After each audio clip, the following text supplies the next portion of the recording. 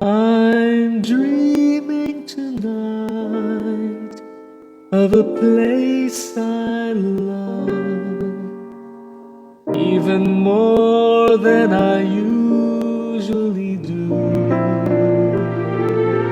And although I know it's a long road back, I promise you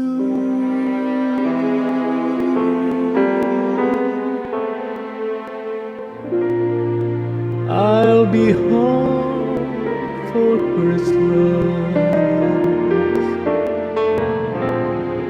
You can count on me.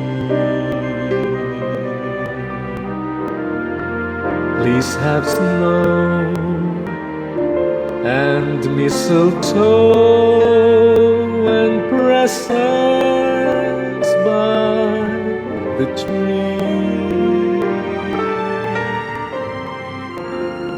Christmas Eve will find me where the love light gleams. I'll be home for Christmas, if only in my dreams.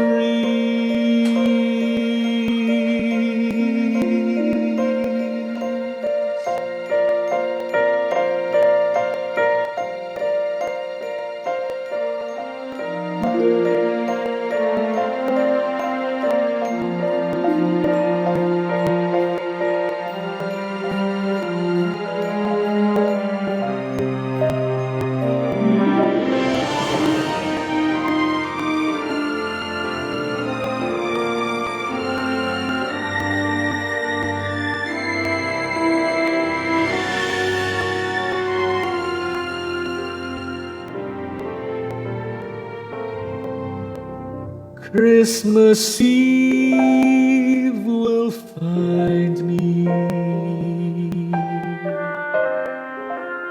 where the love light gleams.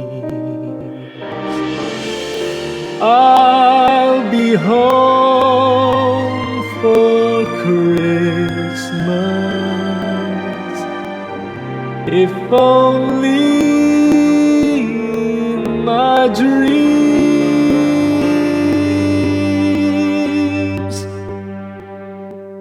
if only my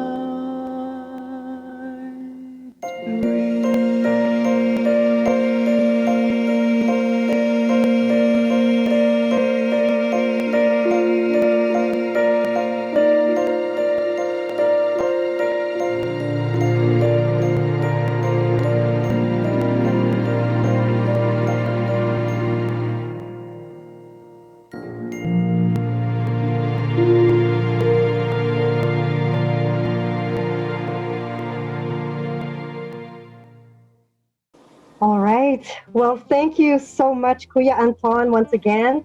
And I would just have to say this. Whenever I hear and whenever I watch Kuya Anton perform these Christmas songs, it always makes me look forward to them because they always Yes. remind me of these Christmas songs that I hear whenever I watch a Christmas film. You know, it's the type of Christmas song that I would hear at the beginning or at the end of a Christmas film. So it's really amazing. Thank you, Kuya Anton. Thank you, thank you. Anyhow, just a little recap. Thank you so much. Just a little recap from last time. I remember learning some Korean, and I admit, it was quite challenging for me. Yeah. That was the first time. The last time I performed. 안녕하세요. Oh my gosh, it was such a great effort for me to practice those few greetings in Korean. And it was really arduous for me to sing in Korean as well, but it was fun. It was fun in general, and I really like how it had a lot of Western and Japanese music influences that could really penetrate the soul with the feelings of melancholy and hope. And so if last time we had a topic about Korean ballads, today is equally exciting, because today would be the first part of film music. So, once again, I am Sam. This is Anton. And I'm Nina. So welcome back, guys. How are you doing? Very well. Oh, that's great to hear. Thank you for coming today. And of course, today, it's not just the three of us, guys. Yes, we have another special guest. And the special guest for today has background in film scoring. Ooh, that's a lovely rose, Nina. Yes, our guest has background in film scoring, or also known as music composition and arrangement for the big screen. And he happens to be a good friend of our co-host, Nina. So Nina, would you care to introduce our special guest? Yes. It's with the greatest pleasure that I will introduce the Israeli composer Amit Weiner, who has an international career as a composer, a concert pianist, and a presenter. Amit has performed in concert tours in Asia and America, including Hong Kong, Macau, Vietnam, Singapore, Philippines, and all over the United States. His music has been performed into festivals and concerts, including New York's prestigious Carnegie Hall, Europe, and Asia. His music has won many international competitions and awards, and in addition to his position as a professor of composition and head of the cross-disciplinary composition division at the Jerusalem Academy of Music and Arts and Dance, Dr. Weiner serves frequently as a guest composer in universities and conferences around the world. A few of them being the College of Fine Arts in Hanoi, Vietnam, the University of Yangon, the University of Montevallo in Alabama, and to name a few. In 2020, Dr. Weiner has been invited to serve as a visiting professor at Northeastern University, Boston, in the exchange visitor program. So it is a great honor that we welcome Amit Weiner to muSiCahAn. I hope that you'll be able to share your thoughts about music, film scoring, and composition. And I would just like to add, I met him 2 years ago when he did a concert at the Esplanade Concert Hall for part of the Holocaust events, right? So Amit, all right. Well, thank welcome. You. Yes. Thank you so much. Thank you so much for the three of you for this great introduction. Really, I'm really excited being here with this in this program all across the three nations, three countries right now. Yes. I'm sitting here It's in my amazing. studio in Tel Aviv, Israel. Nina is in Singapore, and Anton and Samantha are in the Philippines. So it's really exciting for me to participate in this here. Thank you. It's such a welcome, privilege, sir. Yes, welcome. It's such a pleasure to meet you, even though it's just online. We had some chances to speak about about music earlier, but I'm ready to learn more. So I am personally excited about this. So thank you for accepting our invitation to be part of this program. Therefore, onwards to our question. The first thing we would like to know from you is, what got you interested in film scoring in the first place? And which of the great composers in Western or Asian history inspired you the most? Yeah, so at the beginning, I started as a pianist. I'm a classically trained pianist myself. And when I started to study composition, I started to compose in the contemporary musical world. I'm still composing contemporary music nowadays, but I was always interested in the genre of film scoring and film music. And some of the reasons for that are that for me, I always thought that in film music, the music has a very specific purpose, and it has to be very specific in its goals. And I think that the music in films is the emotional part of the film. When you see a film without any music, even if there is a dialogue and even if there isn't, but sometimes you don't really know what is the emotion over there, and the music is what gives it to the audience. There's a nice quote by one of my favorite composers for films, Bernard Herrmann, a very important Hollywood composer that composed almost all of Alfred Hitchcock's films. So Bernard Herrmann said that when two people are sitting on near a table and eating, it's just an ordinary experience, right? Just if you see a scene where two people are sitting and eating, if the music is happy and lively and jumpy, so you will feel that everything is okay. These are a married couple and everything is okay in their lives. But if you will hear, when these two people are eating near the table, if you will hear some basses, double basses and trombones and tubas, doing a very low and frightening chord, and what you see are just two people eating on a table, so you will feel that something bad is going to happen. And that's only because of the music. The music is what gives the scene its emotion and its anxiety. So that, I think that's some of the reasons that I was so drawn to film music myself. The ability as a composer to be very precise, and it's not easy, it's very difficult actually many times, to be very precise in your composition. If the movie needs like sad music, it's not nostalgic or it's not scary, it's specifically sad.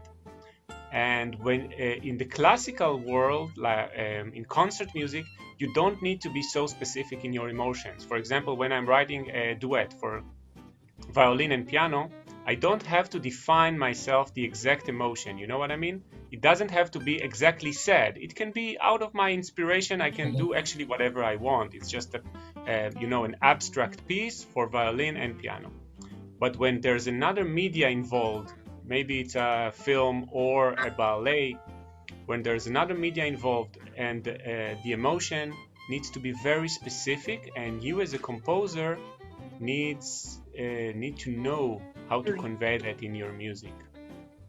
So these are some of the reasons that I was so drawn to film scoring. And I would say my influences in Western composers are Bernard Herrmann, as I said before, Hans Zimmer, of course, one of the greatest film composer of all times, John Williams also. And from Asian composers, actually I've met many during my travels to Asia. As Nina said before, I was in Singapore, and at the same trip I was also in Manila, and I met wonderful composers in both places. So, for example, in Manila, I met Chino Toledo from the University of the Philippines, UP, and we are still in touch since then. And he's a great composer, and there are many great composers that I've met during my trips to Asia, also Chinese, Singaporeans. So many of them, I would say, influenced my musical journey as well. That's very interesting, sir. And thank you for sharing that with us. I highly revere the vast expanse of creativity that a composer and arranger would have for music. And so, relevant to Sam's question, what are some musical aspects in film music that you appreciate the most, and why are they so unforgettable? So I would say some of the best moments for me in cinema and in musical cinema will be, first of all, Bernard Herrmann's music for Alfred Hitchcock. For example, his music for Psycho, the murder scene, which I can play on my piano here. It's only a cluster of very high notes. It sounds something like that. Right, dissonances. That's the music. So on the piano, it doesn't sound so scary, you know, it's very high notes, but on the violins, when they play there in the murder scene, it really sounds like screaming. That's actually, you know, taking a physical thing like a scream, something which usually you don't find in music, portrayals of screaming.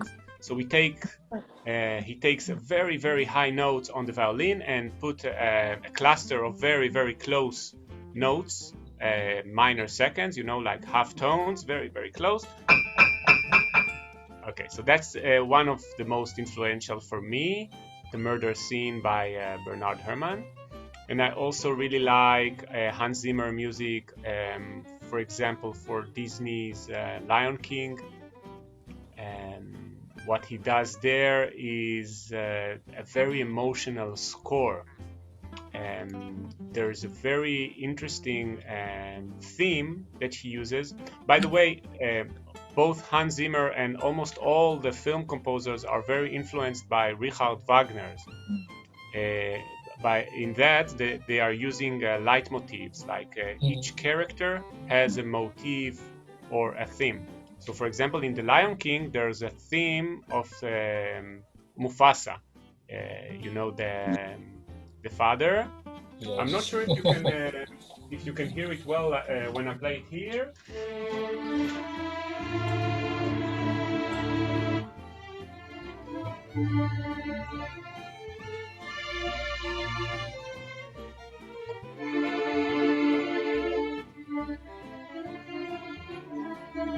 The stick is already in here. In here. Here. The thing is already in here. Was it clear enough over the Zoom? Yes. Yeah. Okay, great. So this is Mufasa. It was. Thank you. This is Mufasa's theme in The Lion King, which is a very emotional theme, and it gives the audience a very deep attachment to the character, because, as I said before, in film music, the music has to be very precise in its emotions. And when the audience, you know, listen to this theme and sees Mufasa, there's a very strong emotional connection between the audience and the character on the screen. So these are some of the, you know, my favorite moments in cinema, but there are many more that I can describe as well. Oh, thank you so much, sir. You know, I think it really helps that we get insight from someone like you who has a lot of background in all the creative and technical aspects of music. But of course, before we continue to another question, sir, I believe that you prepared some music videos, and these are actually original compositions of yours, which I'm excited to see and to hear. So could you please introduce your works of art to our viewers today? Yeah, I'd love to. So I'll play two short films. that I did the music to. One is a documentary by the BBC in UK, and it's a very sad actually documentary. I won't tell the story. You will see it it's around 2.5 minutes. It's by BBC News, and the music that you will hear is also very sad. It's something on the piano mainly. It goes like that.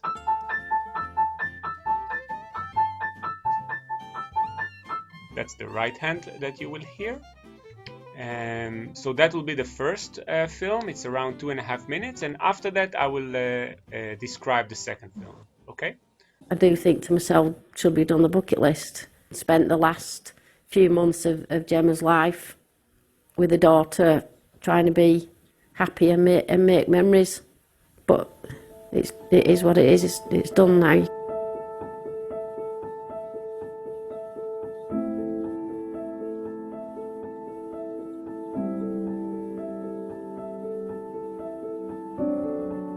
You've got to really sit down and as a family and say to yourself, if we do this and we end up destitute with nothing and it doesn't work, where are we going to be?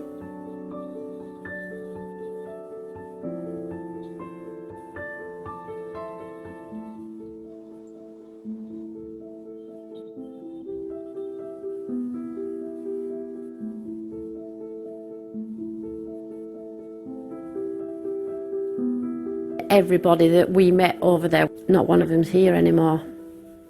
And then there were a lot of people sold everything that they owned. They threw the kitchen sink at it.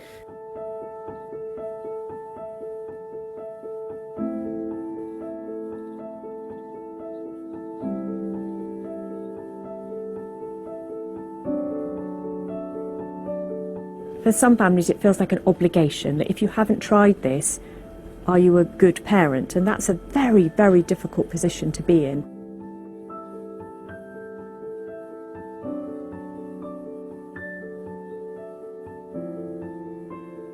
You know, it becomes your life. You do not do anything else except get on that plane, go and have your treatment, come and rest 3 weeks, get back on the plane, do it, and that's it. That's your life.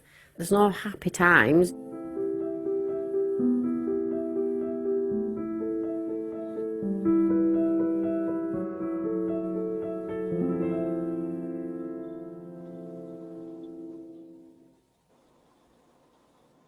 So that's the first. So as you can see, I can tell also the younger composers in the audience if somebody are interested in that industry as well. So sometimes as a composer in that industry, you need to know how to step back a little bit and not be in the front.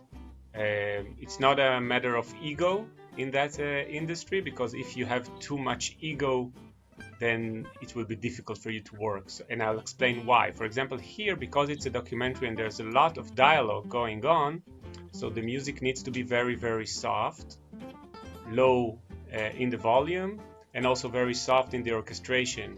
So I took only a solo piano, as you heard.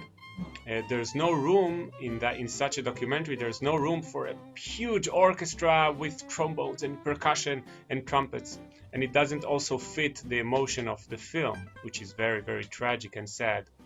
So in that kind of genre, in documentary, when there's a lot of dialogue, so the composer, you know, I need to know how to be very low and just give a proper emotion and not be in the front of things. And the second film that I will show, a short part of it, is a 7 minutes short art video art. It's more experimental. We did it with, it's actually also a cross countries project, because I wrote the music here in Tel Aviv in Israel in my studio. The poet that is reading his poet, it's called Villa dei Misteri. That's the name of the poem, and that's also the name of the film. And the poet is from the US, is from New York. And the actress that we will see is from South Africa. So that's like a huge triangle. Yeah, a huge triangle between Israel, New York, and South Africa.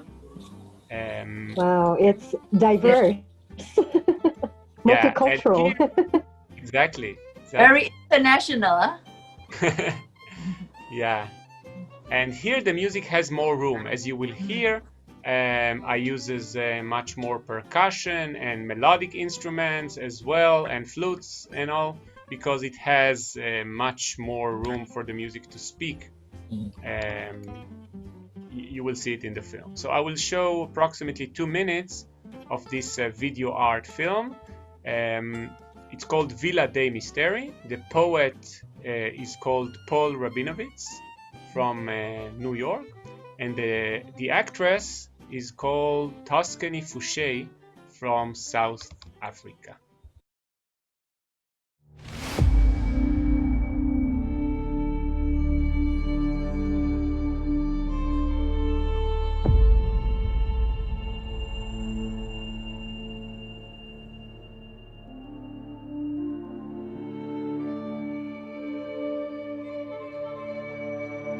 You hand me a glass of wine, walk across the floor, and stand in front of a mirror. And I realize I have never seen your reflection before, and thought it might be a good idea to capture this moment, learn a bit more about myself and how I got here. So I sprint down the precariously narrow stairs of your apartment, push open the door and run out to my car, which I parked haphazardly because these days my eyesight tends to be blurred and I don't have the focus to even check if my car is the right distance from the curb. Then I remove my old camera from the trunk and, still short of breath, with heart racing from the descent down the rickety steps, or from the vision of your reflection, I blow the caked dust off the lens and recall the old postcard of an Italian village stuck haphazardly in your mirror between gold frame and glass, and the reflection of your almond eyes flashing like mezzanote marble reminded me of the winding road to Villa dei Misteri on the outskirts of Rome I traveled on years ago to see a fresco of a Maynard. Her searching gaze. If the audience want, they can find it on YouTube, the entire film, because we just don't have, I think, enough time to show the entire film. Yes. So it's actually a video art film that we are now offering to festivals as a video art film. And it's about the poem Villa dei Misteri by that poet from the US. And it's describing a place in Italy called Villa dei Misteri, the Villa of Mysteries, or the House of Mysteries, near Rome in Italy. And he describes in the poem all the frescoes, you know, the paintings on the ceiling of the house there, which reminded him, the poet, scenes from his youth. So for me, as a composer, that's what I talked about him as well with the director. So for me, the music is always, during this film, is always nostalgic, because you are always reminded of things that you had in the past, which is, you know, all of us have nostalgic moments in our lives. So when you remember things that happened in the past, you usually look at them in a certain way, usually what is called nostalgic, but what sort of emotion is nostalgic? So that's like an exploration that I needed to also think for myself. What is nostalgic? Is it sad? Is it a little bit happy? Is it bitter? a little bit? You know, what is the feelings that Mhm. you have when you remember things like 20 or 30 years ago? It's a mix of emotions. Mm, Yeah, I right. agree. Well, thank you. Thank you. So, how about you, Nina? What do you think about all this? Well, I think if you think about our reference to our previous episode from episode 6 about the Korean dramas, the K dramas, I really liked the part that Amit mentioned that the film composer has to be very specific about certain emotions and about the so for me, what a composer I really admired, if out of Africa, John Barry, right? And the scene on the aeroplane, and then looking at the planes, right? These are all movies that Sam might be wondering, what is that? Or who can ever forget James Horner, Titanic, right? Yeah, Both of that's my them, best score as well. right? Both of them, Kate Winslet and Leonardo, like that, right? Mm, And everyone's heart just went on for them. I And see. Who would and forget? I think the song was such a hit. Everybody just listened to it. All the malls everywhere. You know, it was the Titanic fever, right? And Celine Dion became such a big star because of that. But I think film music, you know, I mean, Amit mentioned about Richard Wagner. Richard Wagner was like the filmmaker of the day, you know, with his music dramas and, you know, especially the big operas. And so now when we have the simple movies, these film composers are so important in transmuting that essential ingredient, whether it's hope, whether it's joy, whether it's terror, and then who can forget the cycle? That's famous thing that you put on your. Yeah, that's right. Everybody knows. Yes. Oh, cycle with a knife. Series of minor seconds. It's like icon, right? So I mean, you know, you just have to hear that sound and you relate to an image. So definitely, film composers, people might think they're underrated, but you know, you reach so many people and such a wide audience. And I just say, Amit, thank you for, you know, doing your part for film scoring and for being on our program, because, you know, it gives people a deeper understanding. And then who knows, they might go back and they say, I want to do something for my own short movie, my own short film, right? And, you know, maybe they will be the next composer in the future. Who that? And then thanks for inspiring our young viewers, especially to, you know, explore and come up with what is in their potential, right? Thank you very much. Yes. It's really my pleasure. Thank you very much for this invitation. Correct. Thank you Yes. very much. And I'm so glad that, you know, we were able to, after this trip in Singapore and not knowing that you had actually gone to the Philippines, to actually now be doing the program in the Philippines now, virtually, you know? And we hope that we can reach more viewers and to see, you know, maybe in future programs maybe involving some of your students in Jerusalem. I'd love to. Yeah. So as you said, I'm teaching at the Jerusalem Academy of Music and Dance. Yes. And we have a very large composition department. And I'd love to participate with my students as well. Yeah. Right. That'll be great. Correct. And so, a rose for you, Amit.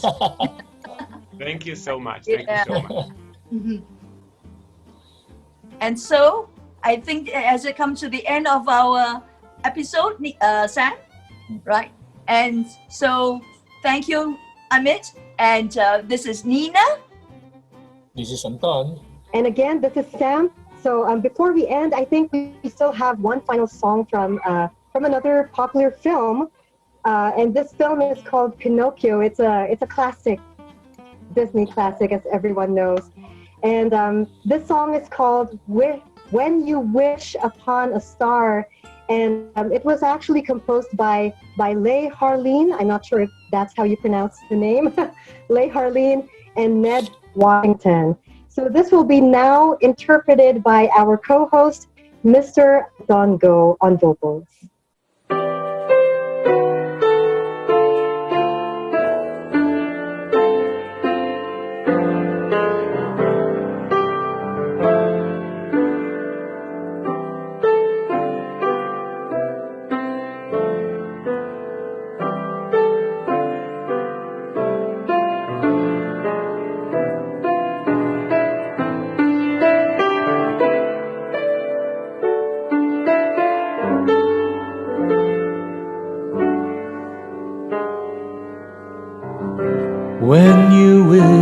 wish upon a star, makes no difference who you are. Anything your heart desires will come to you. If your heart is in your dream, no request is too extreme. When you wish upon a star, as dreamers do. Fate is kind, she brings to those who love the sweet fulfillment of the secret longing.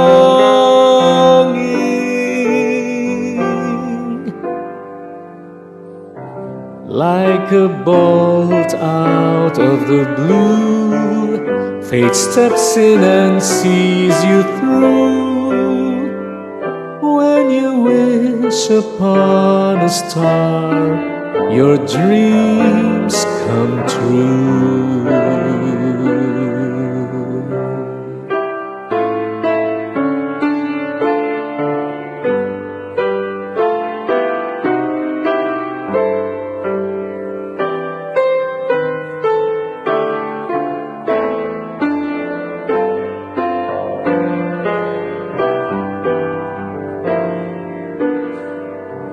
If your heart is in your dream, no request is too extreme.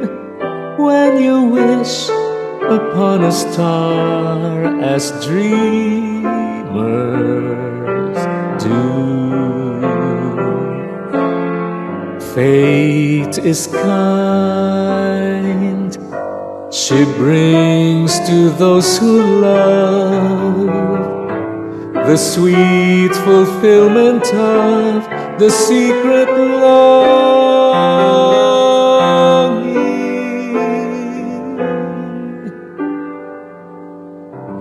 Like a bolt out of the blue, fate steps in and sees you through. When you wish upon a star, your dreams come